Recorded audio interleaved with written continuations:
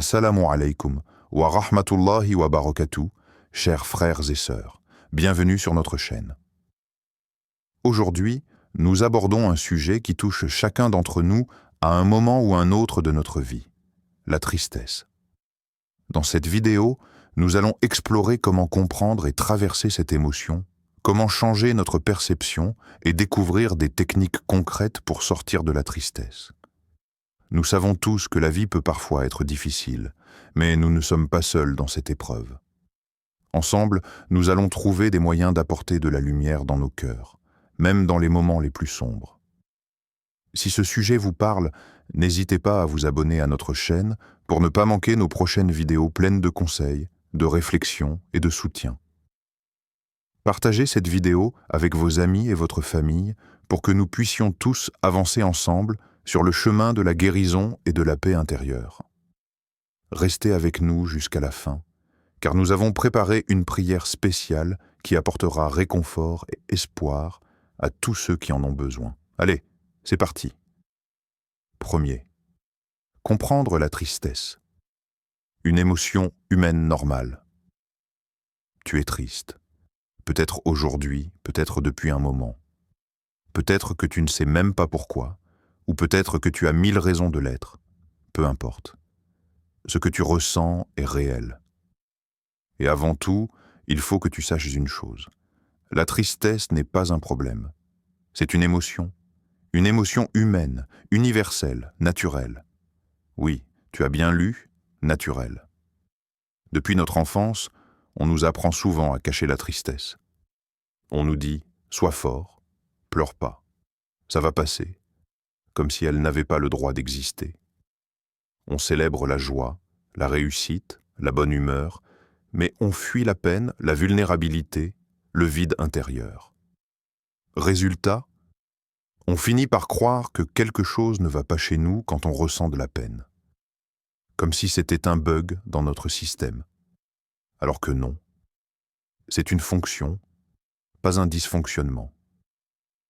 Imagine un instant que ton corps ne ressentait pas la douleur physique. Tu pourrais te blesser gravement sans même t'en rendre compte. Eh bien, la tristesse, c'est un peu ça, mais au niveau émotionnel. Elle est là pour t'alerter, pour te protéger, pour te faire prendre conscience que quelque chose a besoin d'attention en toi.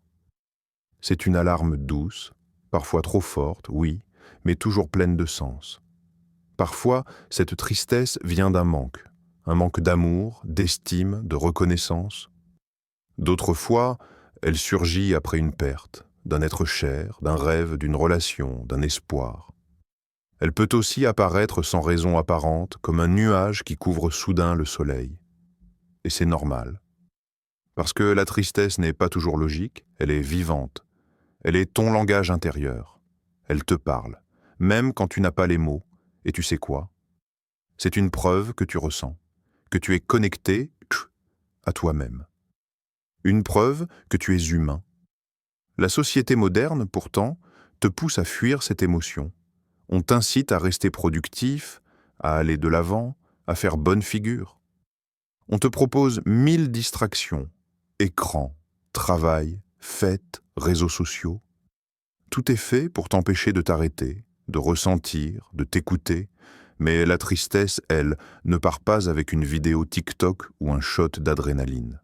Elle attend, patiente, et parfois elle devient plus lourde, plus pesante, parce qu'elle a été ignorée trop longtemps. Alors prends une pause, respire, accueille-la.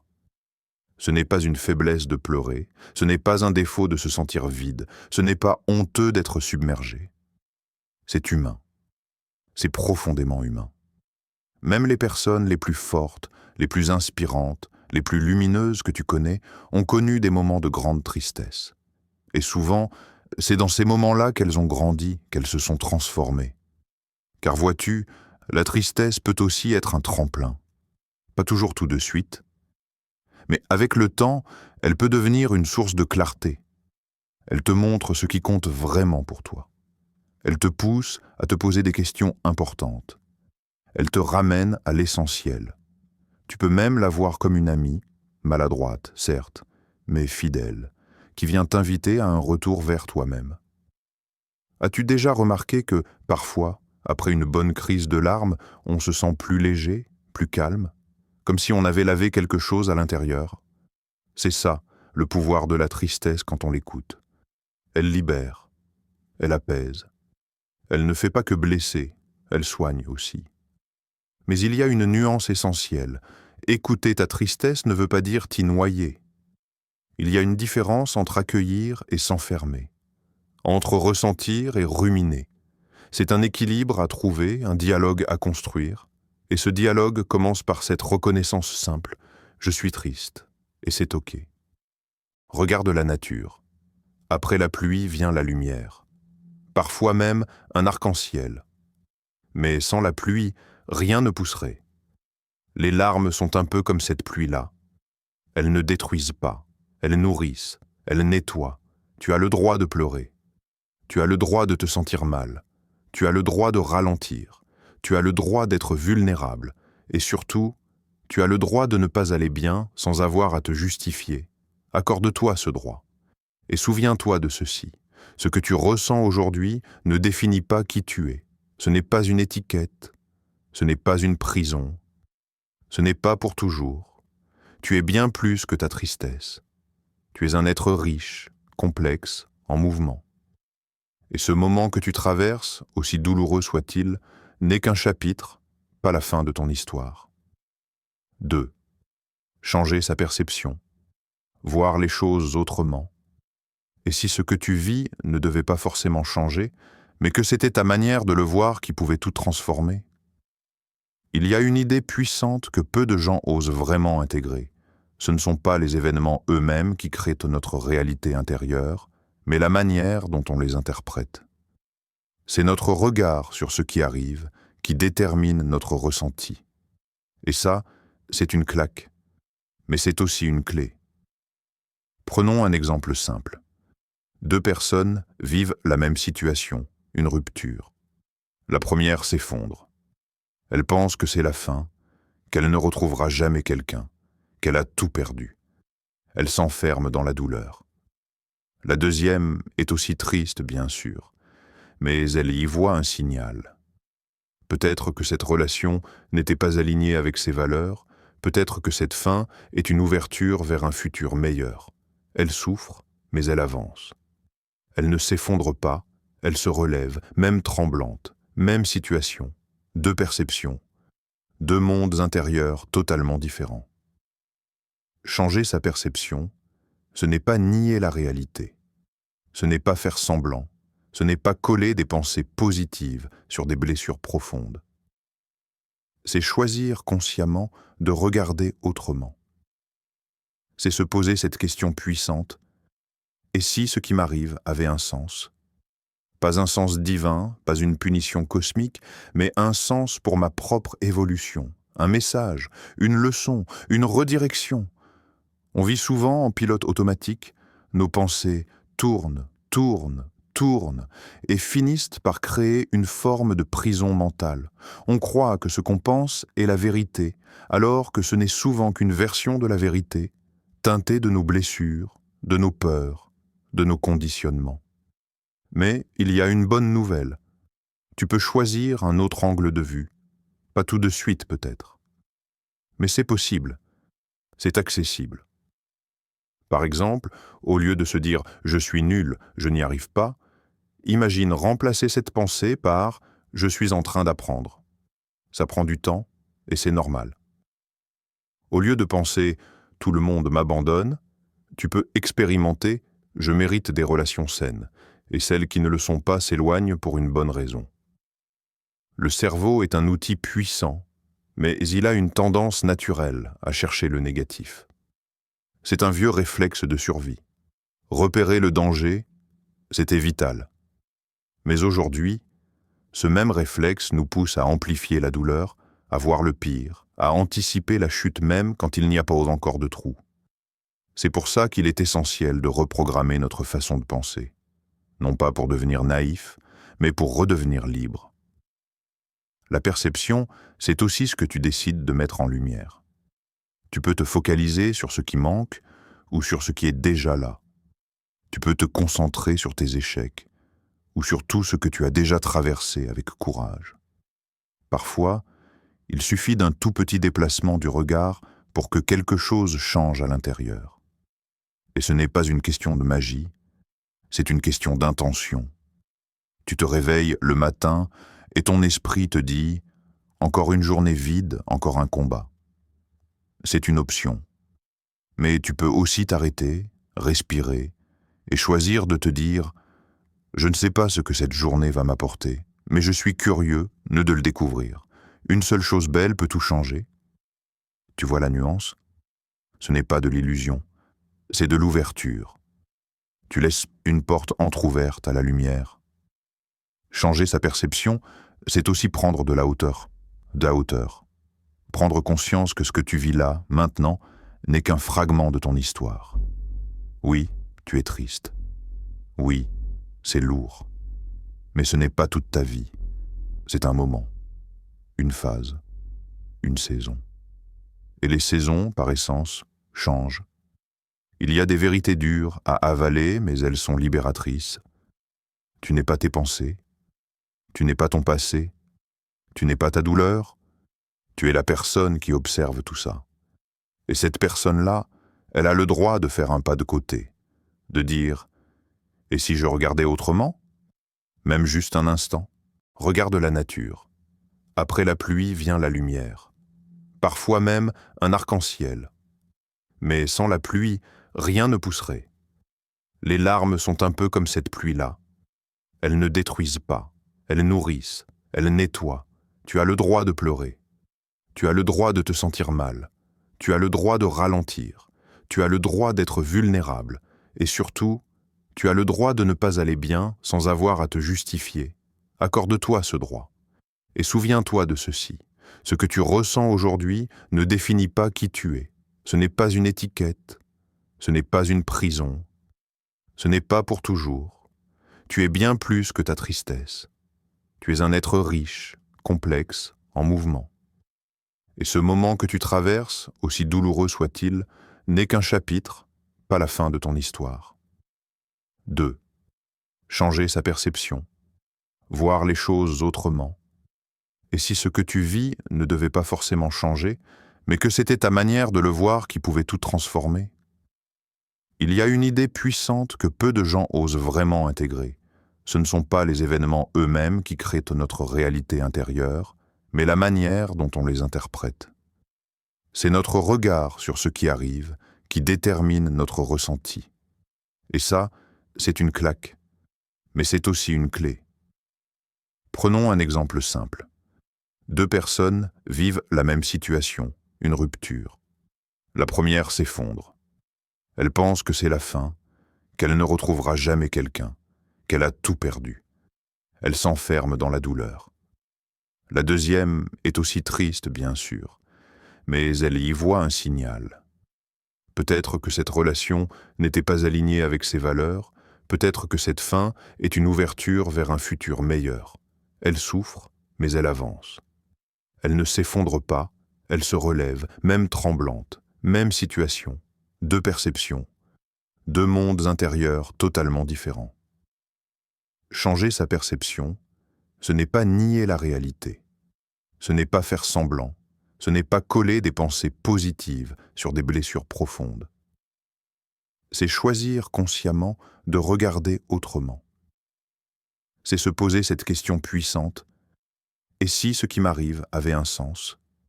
Pas un sens divin, pas une punition cosmique, mais un sens pour ma propre évolution, un message, une leçon, une redirection. On vit souvent en pilote automatique, nos pensées tournent, et finissent par créer une forme de prison mentale.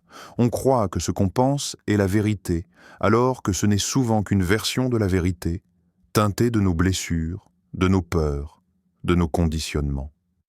Mais il y a une bonne nouvelle. Tu peux choisir un autre angle de vue. Pas tout de suite peut-être. Mais c'est possible. C'est accessible. Par exemple, au lieu de se dire « je suis nul, je n'y arrive pas », imagine remplacer cette pensée par « je suis en train d'apprendre ». Ça prend du temps et c'est normal.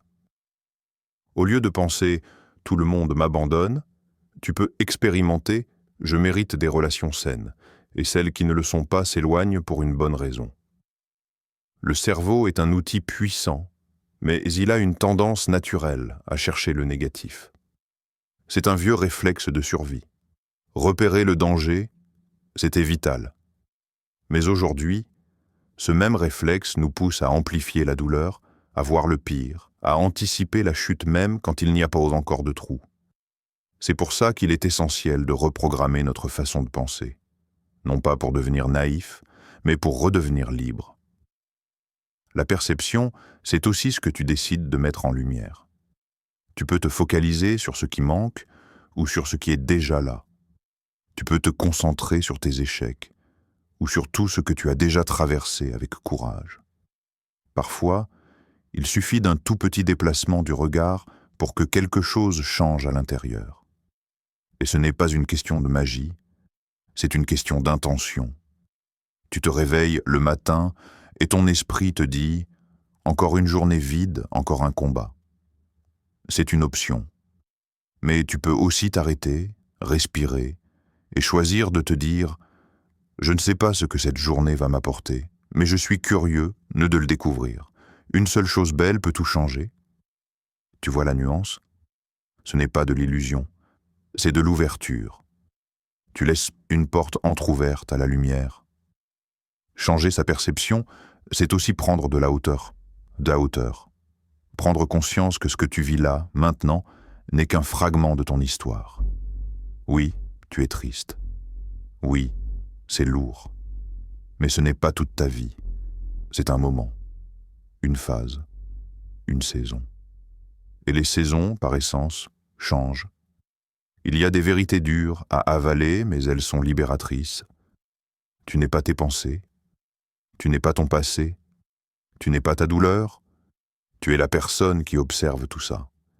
Et cette personne-là, elle a le droit de faire un pas de côté, de dire « et si je regardais autrement ?»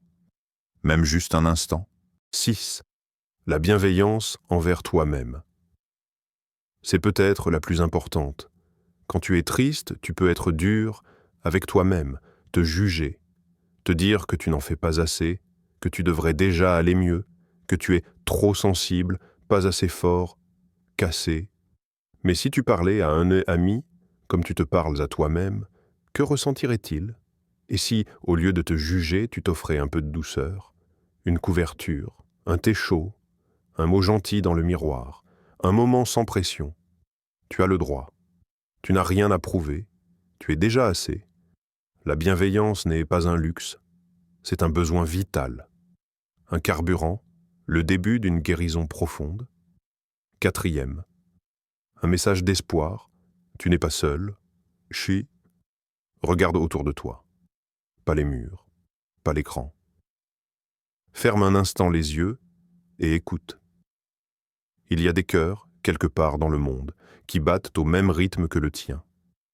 Des êtres humains qui, en ce moment même, ressentent cette même boule dans le ventre, cette même envie de disparaître, ou de comprendre, de guérir, de s'accrocher.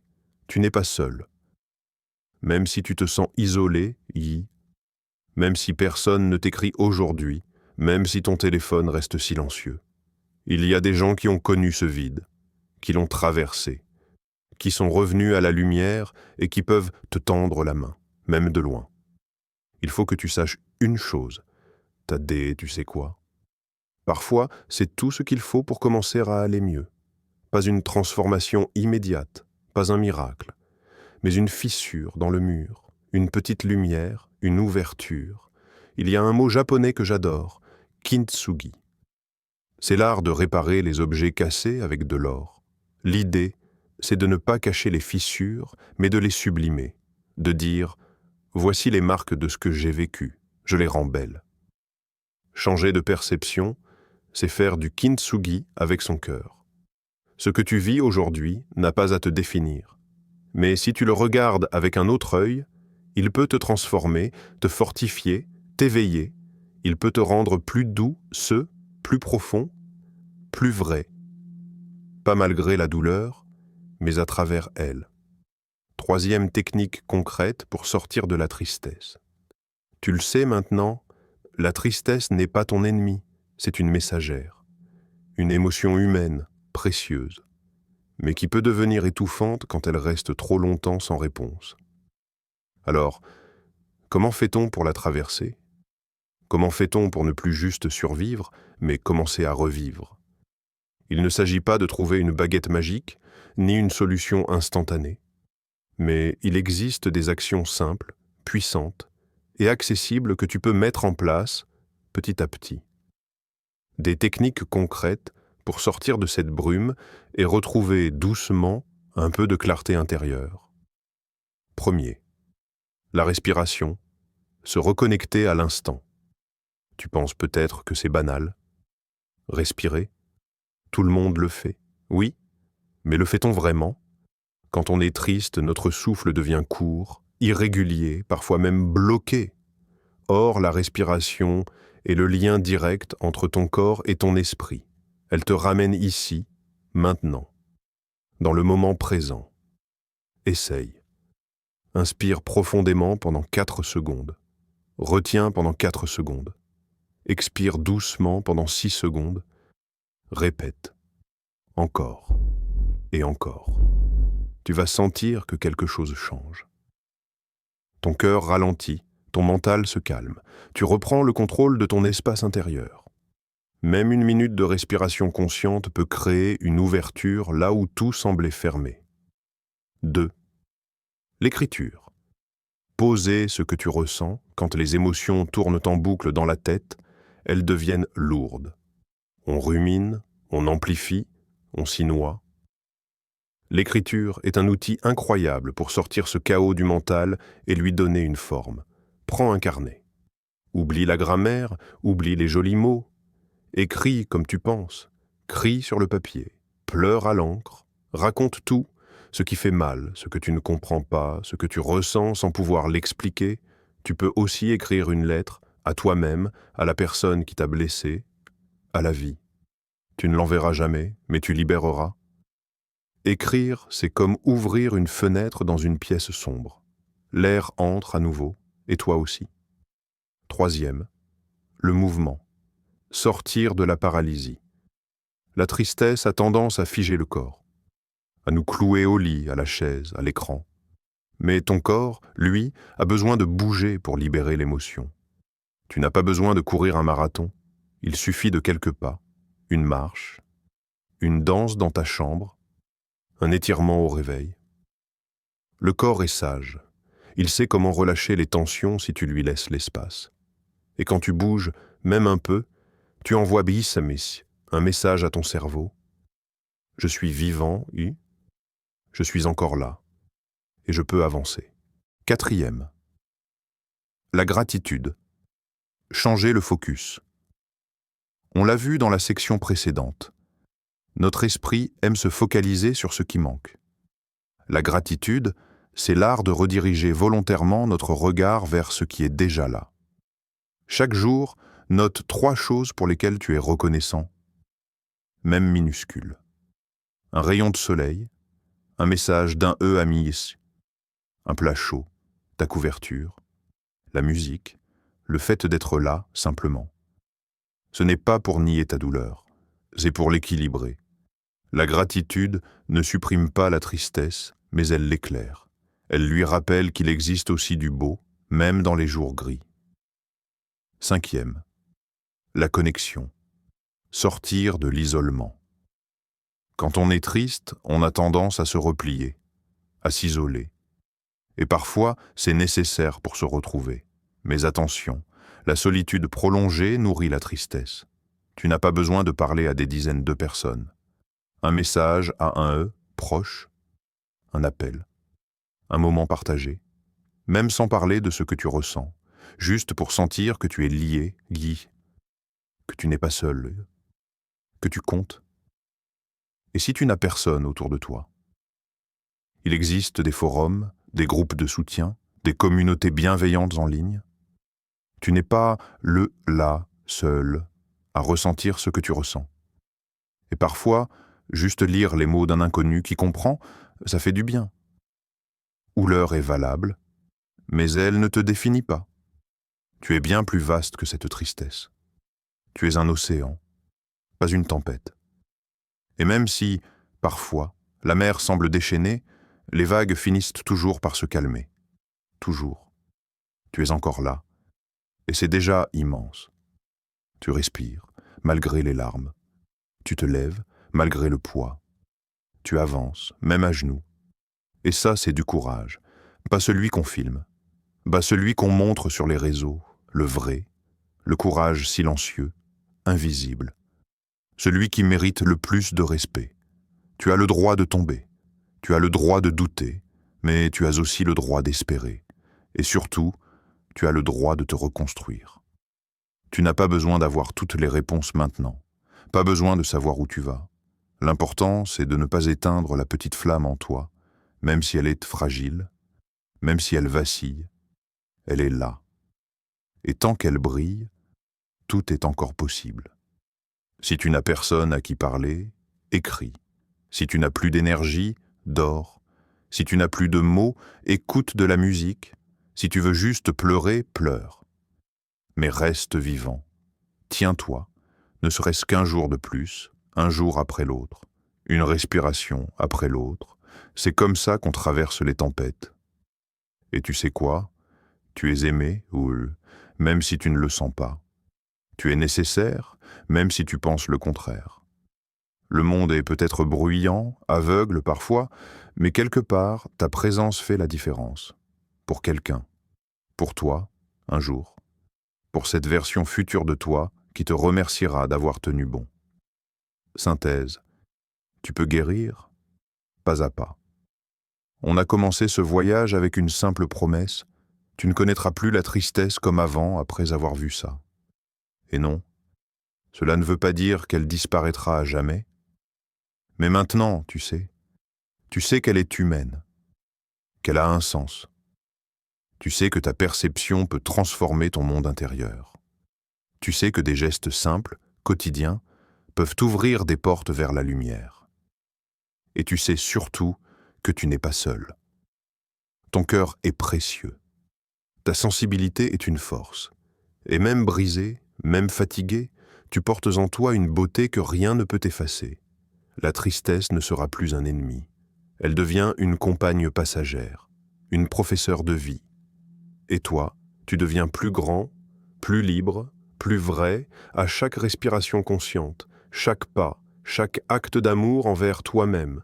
Et maintenant, pour toi, pour ton cœur, pour ton chemin, Ya Allah, toi qui connais les secrets de nos cœurs, apaise mon âme tourmentée, allège le poids que je porte en silence, remplace ma tristesse par ta sérénité et mes larmes par ta miséricorde. Ô toi, Ar-Rahman, le tout miséricordieux, ne me laisse pas seul face à mes épreuves.